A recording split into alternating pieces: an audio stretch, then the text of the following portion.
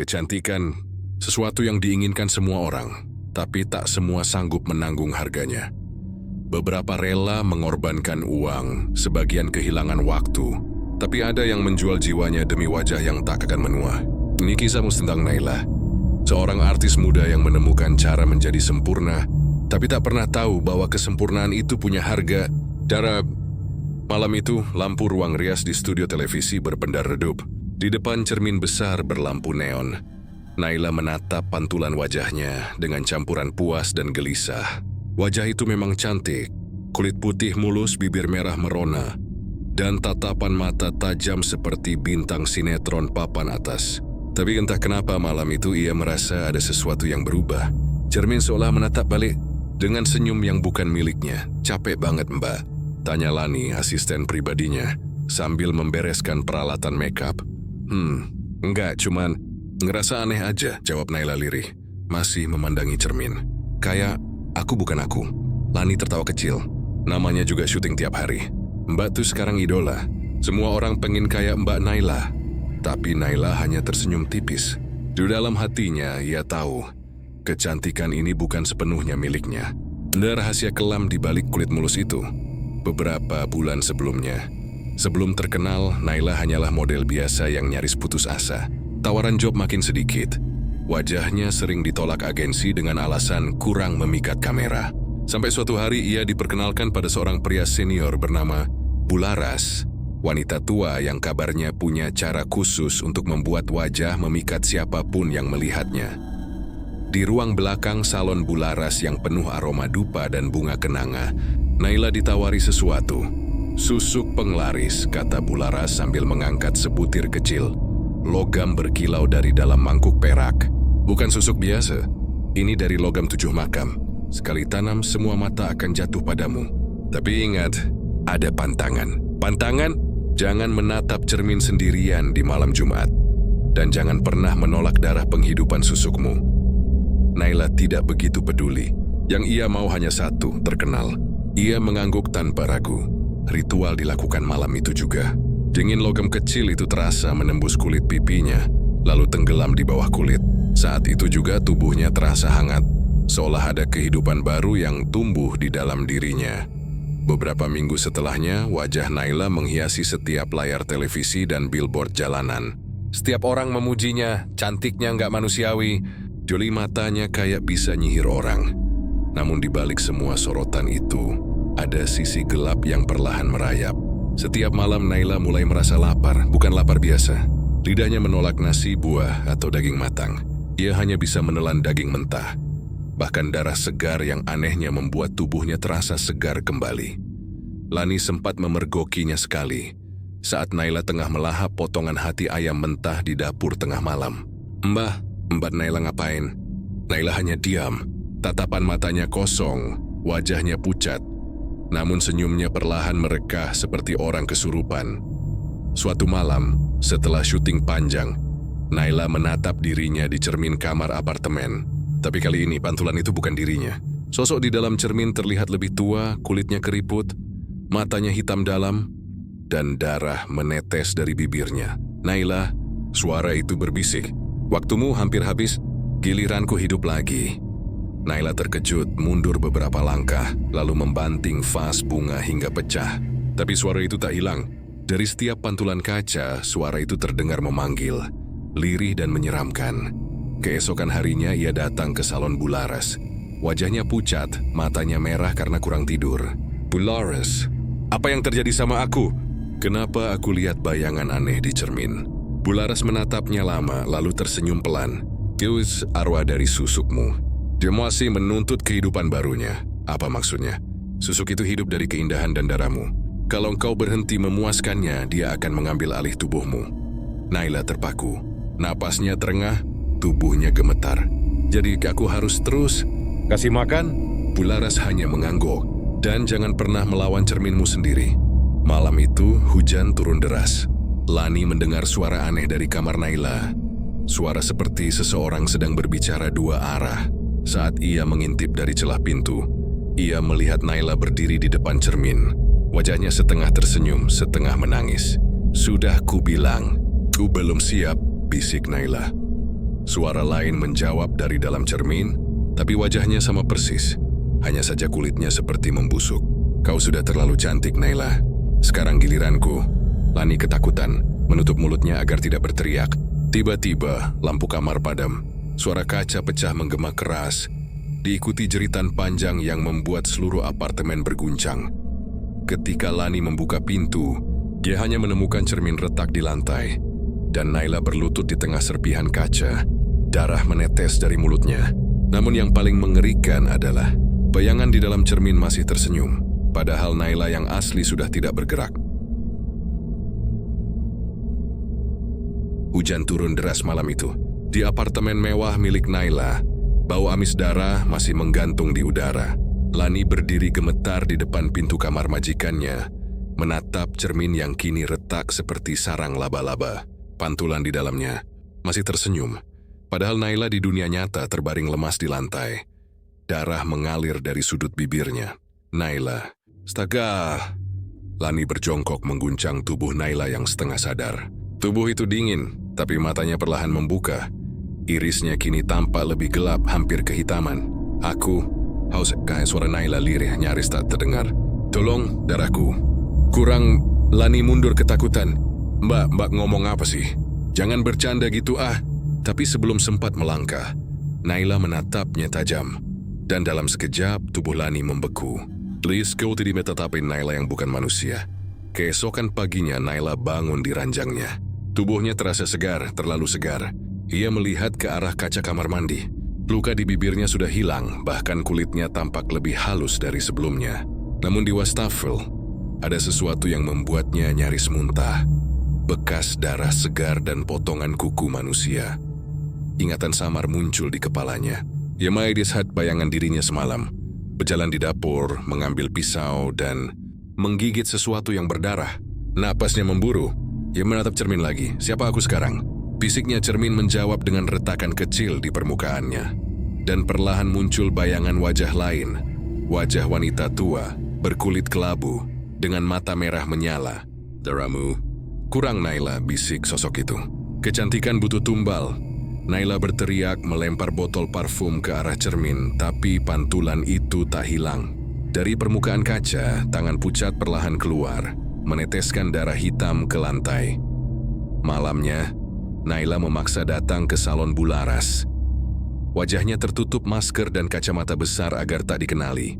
Begitu masuk, aroma dupa langsung menusuk hidungnya.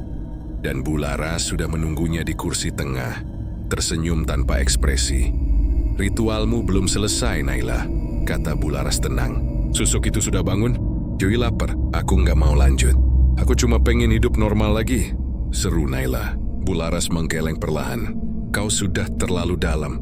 Kalau kau berhenti memberi makan susukmu, dia akan mengambil semuanya. Kecantikanmu, nyawamu, bahkan tubuhmu. Naila menangis, bergetar. Maksud ibu, aku harus kasih makan. Dengan darah manusia, Bularas tidak menjawab. Ia hanya membuka kotak kecil di meja dan menaruh di depan Naila. Di dalamnya ada cermin kecil bundar, dengan tetesan darah mengering di tepinya. Gunakan ini saat susukmu lapar. Tapi jangan sampai dia melihat dirimu dalam keadaan takut. Ia mencium ketakutan. Beberapa hari berlalu, Naila kembali ke dunia syuting, berusaha bersikap normal. Namun setiap kali berada di bawah sorotan lampu kamera, wajahnya memanas dan pandangannya berbayang. Sampai suatu malam, seorang kru laki-laki terluka saat memindahkan lampu. Darahnya menetes ke lantai dan saat itu juga, tubuh Naila bergetar hebat. Hidungnya mencium aroma itu seperti seekor binatang lapar. Darah, segar, memanggilnya. Tanpa sadar, ia menunduk dan menjilat lantai tempat darah menetes. Kru lain yang melihat langsung berteriak ketakutan. Gila, Naila ngapain? Dalam sekejap, seluruh studio panik. Tapi Naila bangun, menatap semua orang dengan mata merah membara. Ia tersenyum lebar, dan taring halus tampak di giginya. Naila dikurung di apartemen. Media mulai menulis berita aneh. Artis terkenal alami gangguan mental di lokasi syuting. Tapi Naila tak peduli. Done Misua duduk di depan cermin, menatap pantulan dirinya sendiri. Namun kali ini sosok di dalam kaca tampak berbeda. Kulitnya berlumur darah, Rambut panjangnya menutupi wajah, dan dari matanya menetes cairan hitam. "Sekarang kau tahu rasanya lapar kan, Naila?" Bisik sosok itu. "Pergi!" jerit Naila. "Aku nggak mau kau ada di sini." Cermin itu bergetar. Retakannya melebar, dan dari balik kaca muncul tangan-tangan kecil berwarna abu-abu. Mencakar permukaan hingga serpian kaca beterbangan. Tiba-tiba listrik padam.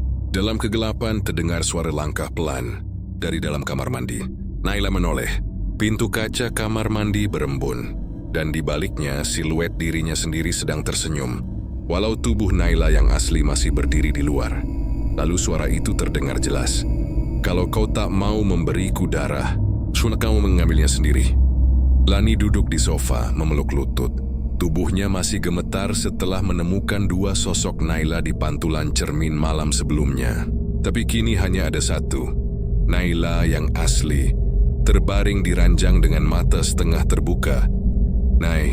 Mbak Naila," panggil Lani pelan, suaranya bergetar. Naila perlahan membuka mata. "Lani, aku nggak bisa ngerasain tanganku." Lani menatap kaget. Tangan kiri Naila tampak berubah warna, pucat keabu-abuan, seperti kulit mayat. Saat disentuh, terasa dingin dan kaku. Di bawah kulitnya, urat hitam halus tampak merambat, bergerak pelan seperti sesuatu hidup di dalam sana. Naila menatap cermin di depannya. Bayangannya masih ada, tapi anehnya, pantulan itu bergerak sedikit lebih lambat. Saat ia mengangkat tangan kanan, bayangan di kaca mengikuti, tapi tangan kirinya, yang sudah berubah warna tidak. Bayangan itu malah menatap langsung ke arahnya, lalu perlahan tersenyum. "Berhenti," bisik Naila, "jangan ikut aku." Namun pantulan itu berjalan mendekat ke permukaan kaca. Matanya merah menyala. Tiba-tiba dari dalam cermin, terdengar suara napas berat, seperti seseorang yang mencoba keluar. "Aku sudah lama menunggumu, Naila. Kembali ke asal." Susuk dari 7 makam ketakutan membuat Naila memutuskan kembali ke Bularas. Salon itu kini gelap, hanya diterangi lilin dan asap dupa yang tebal. Di tengah ruangan Bularas duduk bersila di depan meja sesajen. Di atasnya terdapat 7 foto perempuan berbeda. Semuanya cantik, dan semua foto itu memiliki satu kesamaan. Di bagian pipinya, ada bekas jahitan tipis. "Bularas, kau butuh penjelasan. Siapa wanita yang di dalam cermin itu?" teriak Naila. Bularas mengangkat wajahnya perlahan, matanya merah berair. "Di salah satu dari mereka." Ia menunjuk foto paling ujung.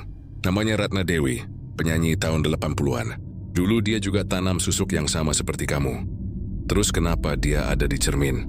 Karena dia gagal menepati janji. Susuk itu menuntut darah, lain waktu. Setiap 100 malam susuk butuh menukar tubuhnya dengan yang baru. Dia mati, tapi rohnya terjebak di dalam susuk itu. Kini, susukmu jadi rumah barunya." Naila menutup mulutnya terisak. "Berarti aku bakal jadi kayak dia?" Bularas menatap Iba. "Kalau kau tak menghentikannya, iya. Tapi kalau kau ingin bebas, kau harus mengeluarkan susuk itu dari tubuhmu sebelum bayanganmu hidup sepenuhnya." Ritual pembalikan Bularas menyiapkan ritual malam itu juga.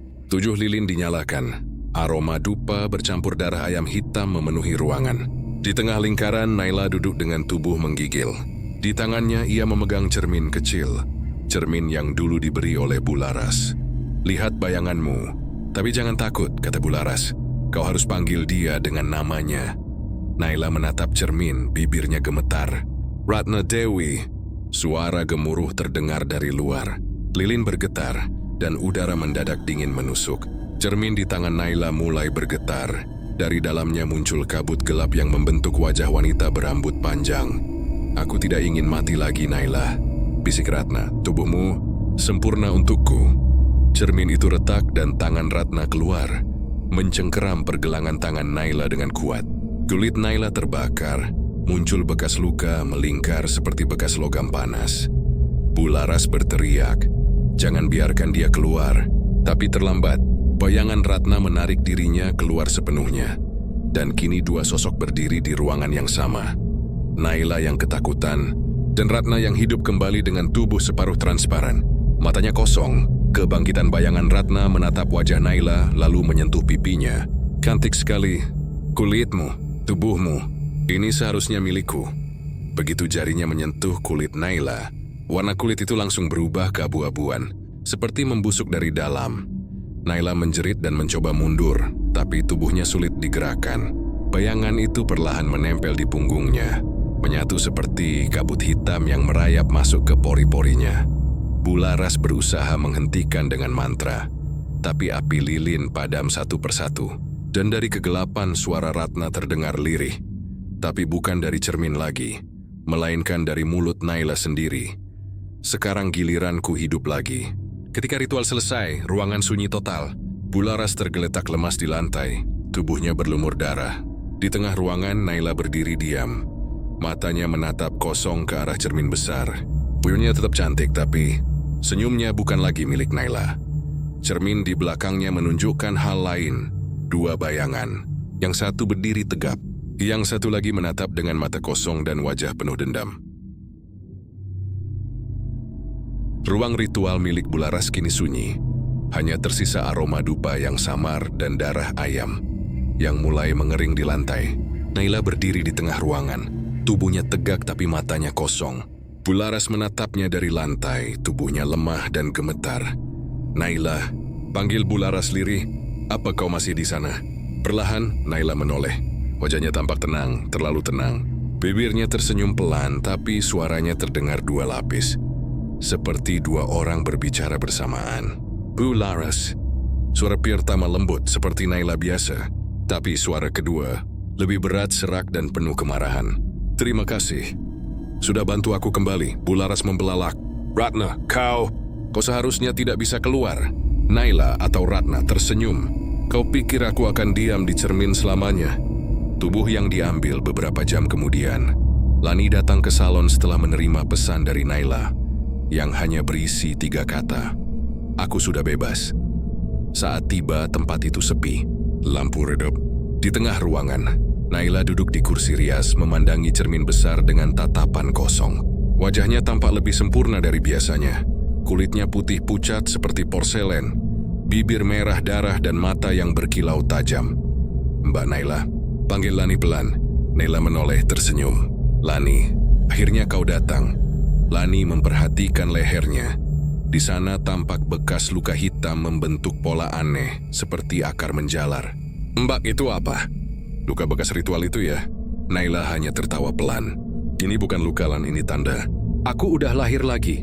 Lani bingung. Lahir lagi? Ya, jawab Naila. Suaranya mulai berubah serak. Tapi bukan sebagai Naila. 2 jiwa, 1 tubuh di apartemen. Naila mulai merasakan sesuatu aneh di tubuhnya. Ketika ia mencoba tidur, kelopak matanya tertutup, tapi kesadarannya tidak hilang. Dalam kegelapan pikirannya, ia melihat sosok lain, Ratna, berdiri di ruangan hitam. Tersenyum licik.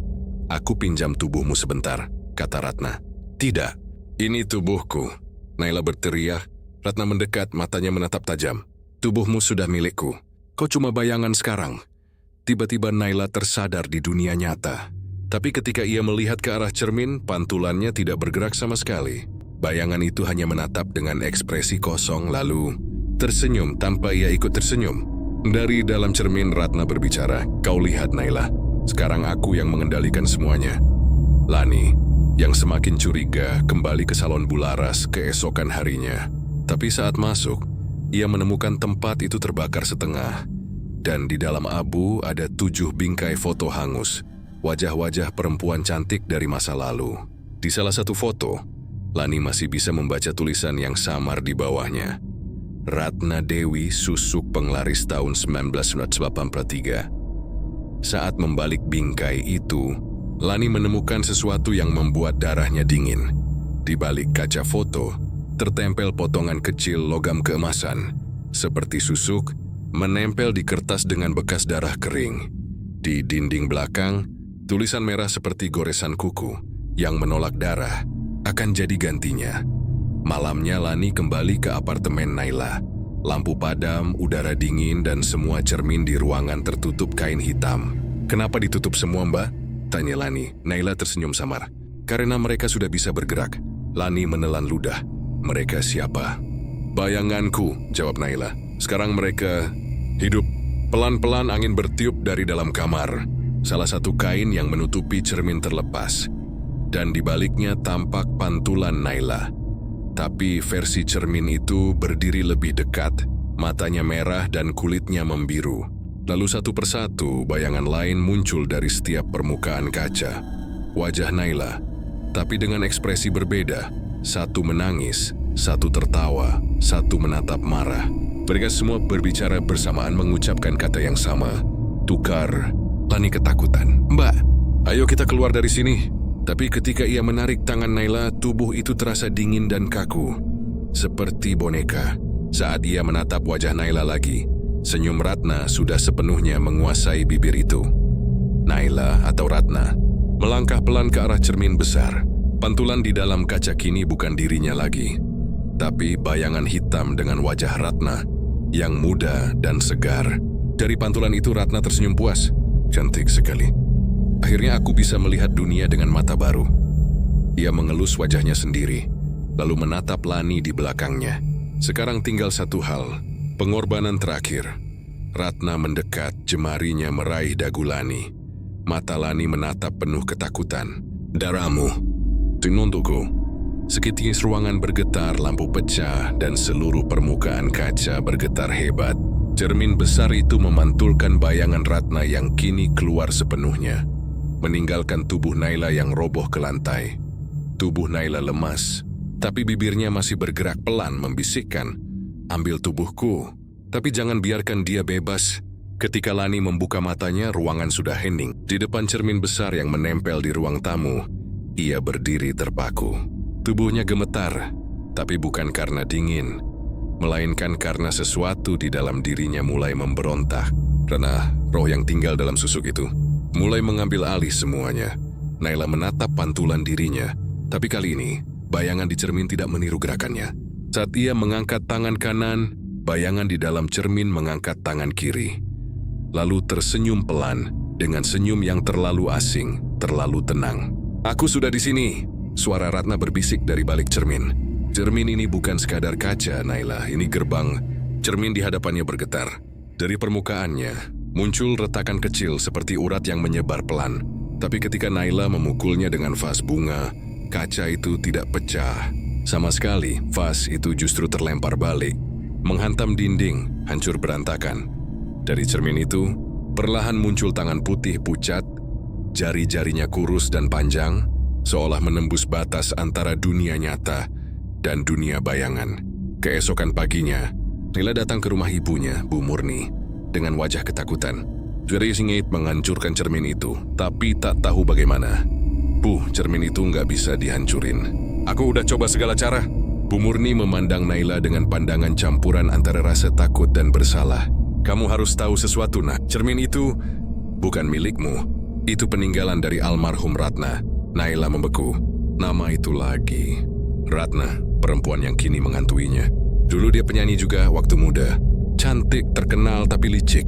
Ia minta penglaris dari dukun pesugihan. Susuknya ditanam lewat cermin supaya auranya memantul ke siapapun yang melihatnya. Tapi, setelah beberapa tahun Ratna mati terbakar di depan cermin itu. Dan sejak itu, siapapun yang melihat bayangannya di cermin itu akan perlahan jadi dia.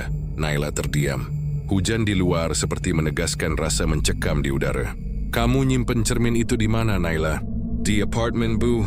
Tapi tadi pagi, waktu aku pergi, cerminnya udah nggak ada." Malamnya di apartemen Naila, lampu mati total. Saat dia menyalakan lilin, ada sesuatu yang bergerak di belakangnya. Bayangannya di lantai menari-nari, tapi tubuhnya diam. Dari dalam cermin kecil di meja rias muncul bisikan lirih. "Tubuhmu indah, Naila, tapi milikmu hanya sementara." Tiba-tiba bayangan itu terlepas dari lantai, berdiri di belakang Naila, dengan wajah Ratna yang utuh, kulitnya kini tampak hidup. Ratna mendekat, menatap cermin bersama Naila. Dua sosok, satu pantulan. "Kau tahu kenapa cermin itu tidak bisa pecah?" bisik Ratna di telinganya. "Karena ia terbuat dari daging dan darahku. Dan sekarang, kan kutambahkan darahmu di sana." Ratna menyentuh wajah Naila. Seketika kulit Naila terbakar di bagian yang disentuh, tapi cermin di depan mereka justru berdenyut seperti jantung hidup. Setiap tetes darah yang jatuh ke lantai terserap oleh bayangan di bawah kakinya. Saat hampir kehilangan kesadaran, Naila memaksa diri untuk menatap lebih dalam ke arah cermin. Dan di sana, di balik pantulan Ratna, ia melihat puluhan wajah lain. Wajah-wajah perempuan muda dengan mata kosong, seolah menatap dari balik permukaan kaca. Mereka, siapa mereka? Mereka yang dulu menatapku, memujaku, dan ingin sepertiku, jawab Ratna. Sekarang mereka semua menjadi bagian dari cermin ini. Naila menjerit, mencoba menarik diri, tapi tangannya sudah menempel di permukaan kaca. Bayangan Ratna menariknya lebih dalam. Perlahan tubuh Naila setengah masuk ke dalam cermin, setengah masih di dunia nyata. Kau tak bisa menghancurkan apa yang sudah menjadi rumah bagi jiwa-jiwa ini. Ratna berbisik dengan mata merah menyala. Cermin ini tak bisa pecah, karena di dalamnya kami hidup. Cermin bergetar hebat, kemudian hening. Yang tertinggal di depan cermin hanya satu tubuh, tapi tidak jelas siapa. Rambut panjang, kulit mulus, senyum cantik. Tapi ketika ia menatap pantulannya, bayangan di dalam cermin hanya berdiri diam dan tidak tersenyum balik. Di layar TV yang mati di ruang tamu, muncul pantulan samar tulisan, "Cantik tidak selalu berarti hidup."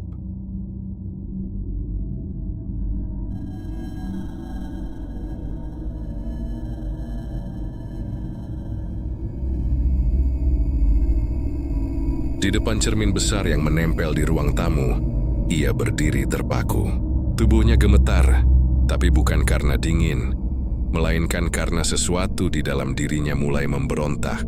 Karena roh yang tinggal dalam susuk itu mulai mengambil alih semuanya. Naila menatap pantulan dirinya, tapi kali ini bayangan di cermin tidak meniru gerakannya.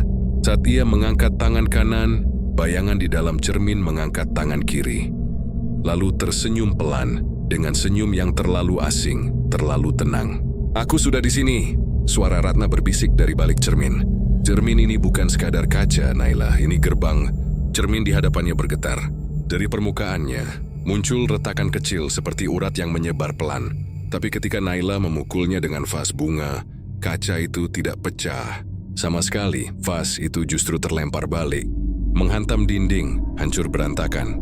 Dari cermin itu, perlahan muncul tangan putih pucat, jari-jarinya kurus dan panjang, seolah menembus batas antara dunia nyata dan dunia bayangan. Keesokan paginya, Naila datang ke rumah ibunya, Bu Murni, dengan wajah ketakutan.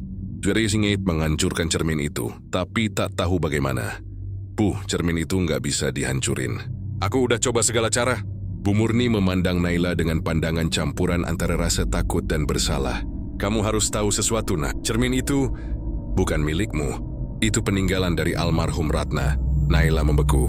Nama itu lagi. Ratna, perempuan yang kini menghantuinya. Dulu dia penyanyi juga waktu muda. Cantik, terkenal, tapi licik. Ia minta penglaris dari dukun pesugihan. Susuknya ditanam lewat cermin supaya auranya memantul ke siapapun yang melihatnya. Tapi, setelah beberapa tahun Ratna mati terbakar di depan cermin itu. Dan sejak itu, siapapun yang melihat bayangannya di cermin itu akan perlahan jadi dia. Naila terdiam. Hujan di luar seperti menegaskan rasa mencekam di udara. "Kamu nyimpen cermin itu di mana, Naila?" "Di apartemen, Bu. Tapi tadi pagi, waktu aku pergi, cerminnya udah nggak ada." Malamnya di apartemen Naila, lampu mati total. Saat Idem menyalakan lilin, ada sesuatu yang bergerak di belakangnya.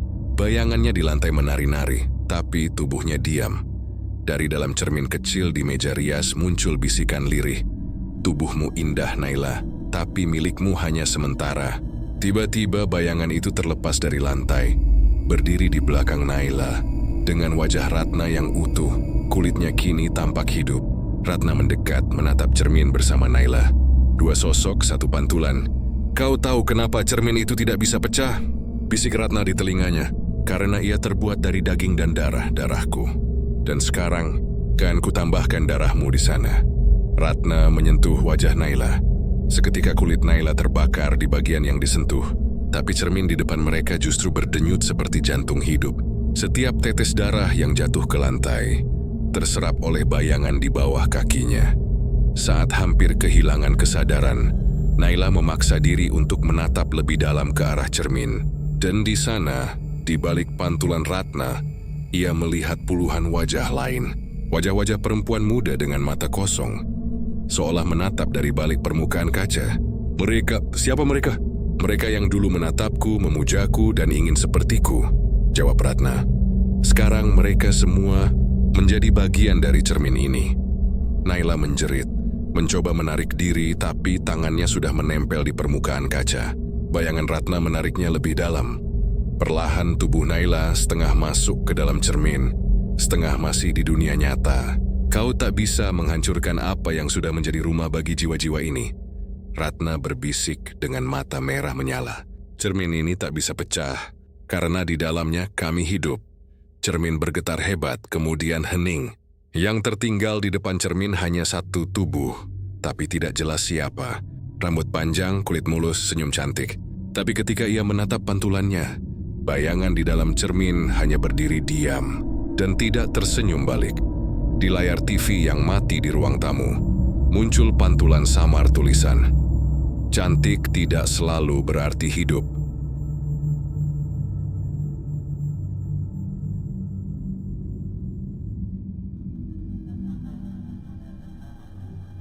Di dalam apartemen, lilin-lilin kecil berjejer mengelilingi cermin besar yang dulu tak bisa pecah.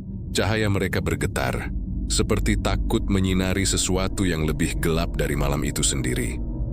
Naila duduk di depan meja rias, mengenakan gaun putih yang sama, seperti yang ia kenakan di pemotretan terakhirnya.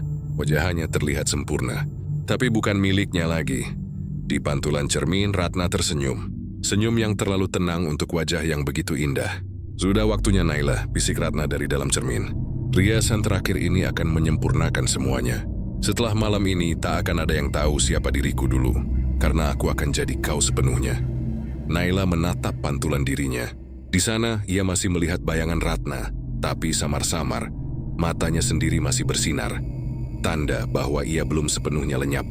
Aku nggak mau jadi kau. Suara Naila lemah tapi tegas. Kau udah ngerampas semuanya, tapi aku nggak akan biarin kau ambil jiwaku. Ratna tertawa kecil, suaranya menggema dari semua arah, seolah dinding, cermin, dan udara ikut bicara bersamanya. Kau pikir bisa melawan? Lihat dirimu. Tubuhmu sendiri sudah menolakku, tapi rohmu juga mulai pudar. Tak lama lagi, hanya aku yang akan tinggal. Tiba-tiba seluruh cermin di ruangan itu bergetar. Satu persatu, pantulan Naila muncul di berbagai posisi. Duduk, berdiri, tersenyum, menangis. Semuanya berbeda, seolah ada banyak versi dirinya. Cermin-cermin itu mulai berbisik bersamaan. Kau yang mana, Naila? Yang hidup atau yang mati? Yang cantik atau yang hilang? Naila menutup telinganya, tapi suara itu justru masuk dari dalam kepalanya. Yudo Moxia berdiri dan menghantam salah satu cermin dengan kursi. Kali ini kaca itu pecah, tapi dari balik pecahan darah mengalir keluar, menetes ke lantai seperti luka yang menganga. Darah itu membentuk tulisan pelan, riasan harus sempurna, kecantikan menuntut korban. Ratna mulai memanggil kekuatannya. Dari dalam cermin utama, tangannya muncul lagi. Kini lebih hidup, urat-uratnya berdenyut. Ia membawa kuas rias dan memulas wajah Naila dengan gerakan lambat, seolah sedang mempersiapkan mayat untuk upacara. Kau tahu kenapa susuk ini begitu kuat, Naila? Karena kecantikan sejati hanya muncul ketika seseorang tak lagi peduli pada rasa sakit. Naila menatap cermin itu dengan mata merah, penuh perlawanan. Kecantikan sejati itu bukan yang kau curi dari orang lain. Itu yang datang dari luka, bukan darah orang lain. Ratna tersenyum sinis. Kau akan tahu artinya setelah wajahmu jadi milikku. Ia menempelkan jari telunjuknya ke bibir Naila. Seketika susuk yang tertanam di bawah kulit mulai bergetar, seperti butiran logam panas yang membakar dari dalam. Darah menetes dari sudut bibir Naila, tapi ia menatap cermin tanpa mundur. Cahaya lilin satu persatu padam. Ruangan jadi gelap total. Hanya tersisa cahaya dari dalam cermin yang kini bersinar seperti permukaan air. Ratna sepenuhnya keluar dari cermin. Tubuhnya utuh, kulitnya sempurna. Dan di kursi depan meja rias, tubuh Naila terlihat lemas, seolah kosong. Ratna mendekati tubuh itu.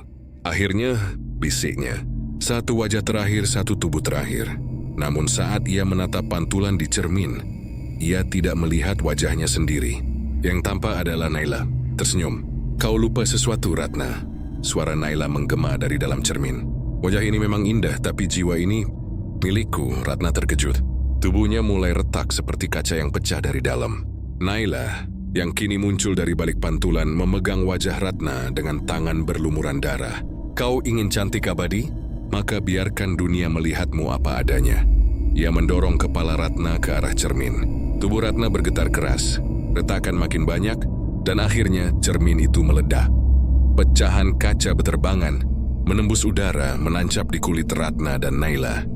Ruangan bergetar hebat, lilin padam, lalu hening. Pagi menjelang, polisi menemukan apartemen Naila berantakan. Dinding penuh darah, cermin-cermin hancur berkeping-keping. Tapi di tengah ruangan, ada satu cermin yang masih utuh. Di depannya duduk seorang wanita dengan gaun putih. Wajahnya tertunduk, sedang merias diri. "Nona Naila?" tanya petugas. Wanita itu mengangkat kepalanya perlahan. Wajahnya indah sempurna, tapi di cermin, pantulannya tidak ada. "Riasan terakhir," katanya pelan sambil tersenyum, "harus selalu sempurna."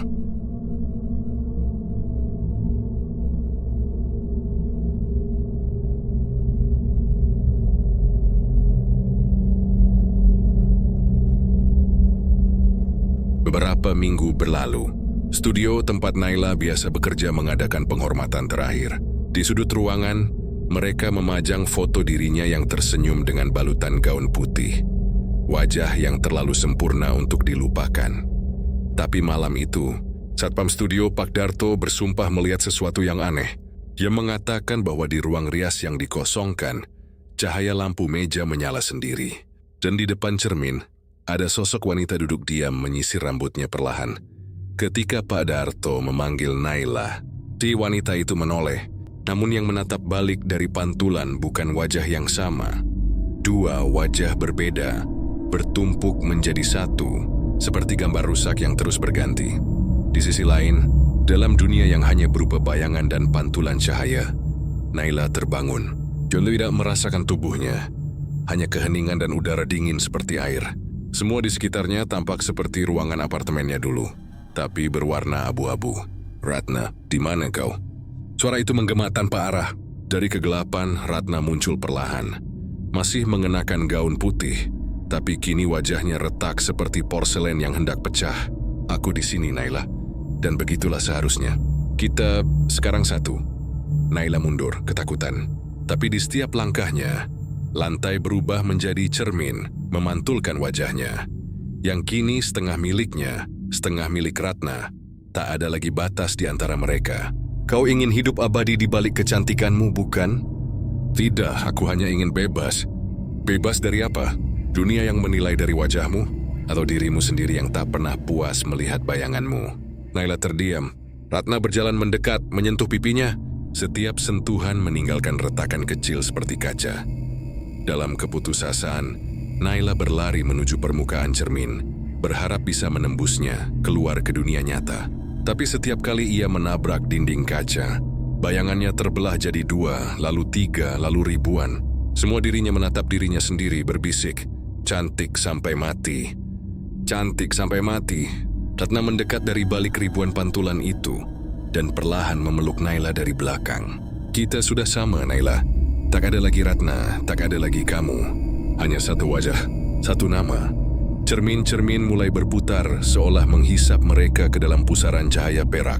Dari kejauhan terdengar dentingan kaca pecah, lalu senyap pagi hari.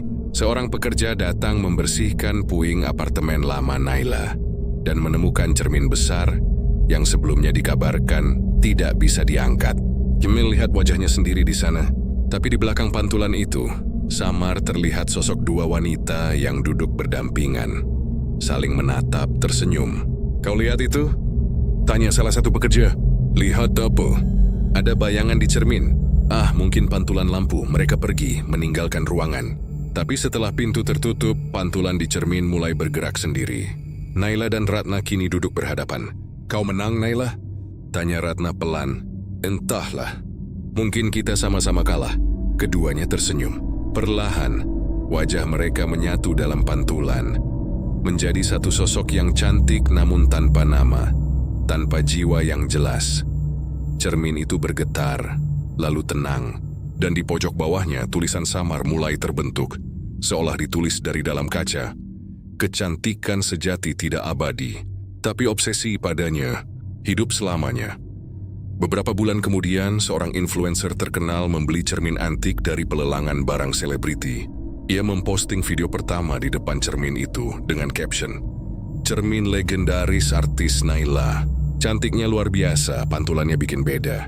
Dan di detik terakhir video itu, pantulan di cermin tersenyum setengah detik lebih lambat dari dirinya. Layar kemudian gelap, dan muncul satu kalimat terakhir. Wajah terakhir tak pernah benar-benar hilang.